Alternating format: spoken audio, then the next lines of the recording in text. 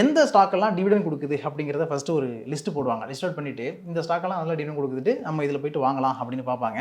ஆக்சுவலாக அந்த மாதிரி முடிவெடுக்கிறது தப்பு. ஏன்னா டிவிடெண்ட் அப்படிங்கிறது என்னென்னா, நீங்கள் வந்து ஒரு பிஸ்னஸ் பண்ணுறீங்க, இல்லைனா ஒரு பிஸ்னஸில் இன்வால்வ் ஆகியிருக்கிறீங்க, இன்வெஸ்ட் பண்ணியிருக்கீங்க.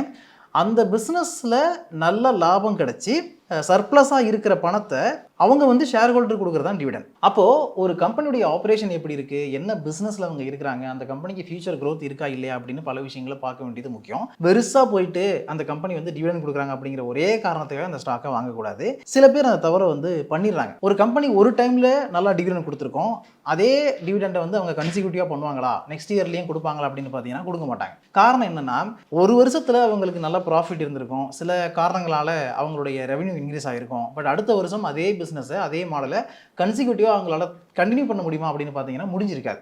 ஸோ அந்த மாதிரி பிரச்சனைகள் இருக்கும்பொழுது இந்த வருஷம் நல்லா டிவிடெண்ட் கொடுத்துருக்காங்க, ஸோ நெக்ஸ்ட் இயரும் நல்ல டிவிடெண்ட் பே அவுட் கொடுப்பாங்க அப்படின்னு நினச்சி சில பேர் வந்து அந்த மாதிரியான ஸ்டாக்கில் போயிட்டு இன்வெஸ்ட் பண்ணிடுவாங்க.